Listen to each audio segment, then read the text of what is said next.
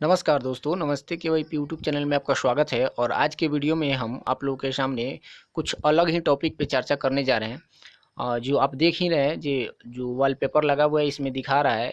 जो टॉपिक है कि बै क्या है, जरपेक्सी क्या है, हुंडा क्या है, बटाई या बटैया क्या है। ये सारा शब्द आपको गांव में जब खेती करते हैं तो खेत में सुनने को मिलता होगा किसानों के माध्यम से। जो लोग कहते हैं जी जरपेक्सी लेकर के खेती कर रहे हैं, चाहे हुंडा लेकर के खेती कर रहे हैं, या बटैया लेकर के खेती कर रहे हैं, या बैल लिए हुए हैं। इस तरीके के शब्द आपको गाँव में सुनने को मिलता होगा किसानों के माध्यम से। तो इसमें बहुत कन्फ्यूजन रहता है कि बै क्या है, जरपेक्सी क्या है, हुंडा क्या है, बटैया क्या है। इस सारे शब्दों में बहुत कन्फ्यूजन रहता है। ये शब्द अलग अलग है तो इसका अर्थ क्या होता है।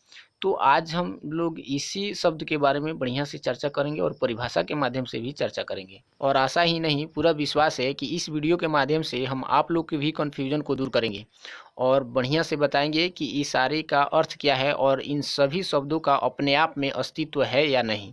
तो बने रहिए इस वीडियो में। चलते हैं वीडियो की अगली कड़ी में और परिभाषा के माध्यम से हम आपको समझाने की प्रयास करते हैं। तो जैसे कि आप देख रहे हैं कि हम लोग के सामने पहला सवाल है, बै क्या है।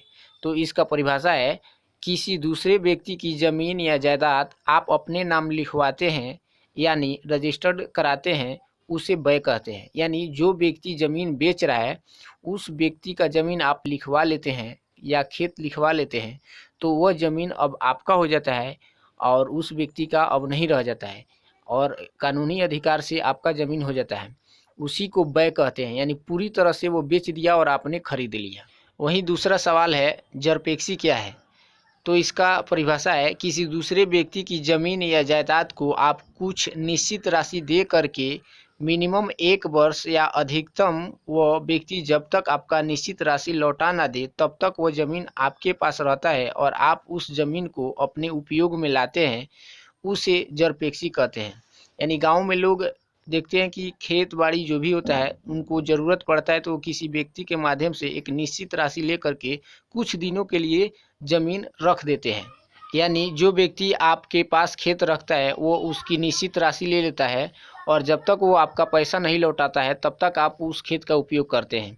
इस तरह से लोग इसे जरपेक्सी कहते हैं और मिनिमम 1 वर्ष के लिए रखा जाता है और अधिकतम जब तक वो पैसा नहीं लौटाता है तब तक आपके अधिकार में रहता है और आप उसे बोते रहते हैं या उस ज़मीन का आप सदुपयोग करते रहते हैं।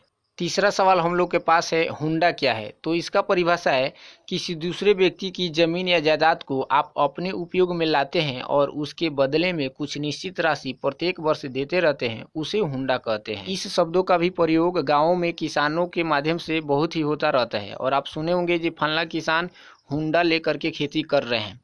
तो हुंडा में यही होता है, एक निश्चित राशि दिया जाता है, साल में 1 बार देना होता है और उस खेत का आप उपयोग करते रहते हैं। वहीं अगर आप उस ज़मीन का उपयोग हमेशा के लिए कर रहे हैं तो समय समय पर महंगाई के अनुसार उसका हुंडा बढ़ जाता है, यानी उसकी राशि बढ़ जाती है और उसको आपको पे करना होता है खेत वालों को, यानी भूमि मालिक को। अब हम लोग के पास चौथा सवाल यानी सबसे अंतिम सवाल है, जी बटाई या बटैया क्या है।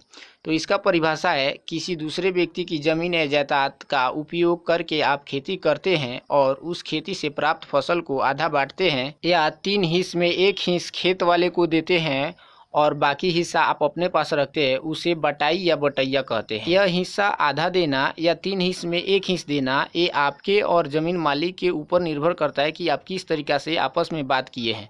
बहुत सारा लोग होता है कि बात करते हैं कि 1 हिस्सा हम छाड़ देंगे किसानी मजदूरी और खाद पानी को लेकर के और 2 हिस्सा बच जाएगा, उस हिस्से में 1 हिस्सा आपका होगा और 1 हिस्सा हमारा हो गया। यानी 3 हिस्से में 2 हिस्से जो खेत बो रहा है और 1 हिस्सा ज़मीन मालिक का यानी खेत मालिक का होता है।